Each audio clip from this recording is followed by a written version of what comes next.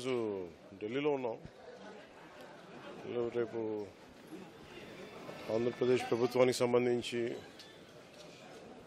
NDA government సంబంధించి చర్చల మధ్యలో ఈరోజు పొద్దున్నే తెల్లవారుజాము ఆల్మోస్ట్ ఒక 6:30కి ఈ రామోజీరావు గారి ఆయన మృతి వార్త తెలియజేశారు. చాలా దిగ్భ్రాంతిని కలిగించింది, చాలా బాధ కలిగింది.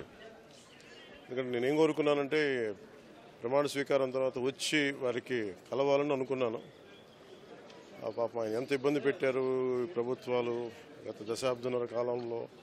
పాపం ఆయన ఎన్ని తట్టుకొని ప్రజలకి చైతన్యం చేసి ఆయన అండగా నిలబడ్డారు. ఒక మహోన్నతమైన వ్యక్తి. ఇప్పుడు ఆంధ్రప్రదేశ్లో కానీ భారతదేశంలో ఎక్కడైనా సరే, ముఖ్యంగా ఆంధ్రప్రదేశ్ తెలంగాణకు సంబంధించి తెలుగు రాష్ట్రాల్లో ఏ జర్నలిస్ట్ ఉన్నా అది ఈనాడు స్కూల్ ఆఫ్ జర్నలిజం నుంచి వచ్చే రూట్స్ దానికి ఉంటాయి. అలాంటి కొన్ని వేలాది మంది జర్నలిస్టులని తెలుగు రాష్ట్రాలకు అందించిన మహానుభావులు. అలాగే తెలుగు చిత్ర పరిశ్రమకు సంబంధించి కూడా ఈరోజు ఇంత ఇన్ఫ్రాస్ట్రక్చర్ ఇక్కడ డెవలప్ చేశారంటే అది హైదరాబాద్లో ఎంత అద్భుతంగా తెలుగు చిత్ర పరిశ్రమ ఉందంటే ఆయన కాంట్రిబ్యూషన్ చెప్పలేను. ఇలాంటి చేస్తున్న వ్యక్తిని ప్రభుత్వాలు గత 15 సంవత్సరాల్లో చాలా ఇబ్బంది పెట్టినాయి.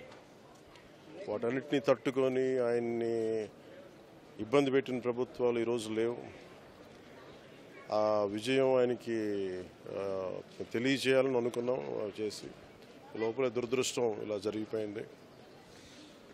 వారి కుటుంబానికి, ప్రతి ఒక్కరి కుటుంబ సభ్యులకి, అలాగే ఈనాడు గ్రూప్ ఆఫ్ కంపెనీస్ వారందరికీ కూడా నా జనసేన తరపు నుంచి, నా తరపు నుంచి వారికి నా సంతాపం తెలియజేస్తాను. ఈ సమయంలో మీ అందరికీ ఆ భగవంతుడు వారి కుటుంబ సభ్యులకి అండగా ఉండాలని కోరుకుంటూ సెలవు తీసుకుంటాను.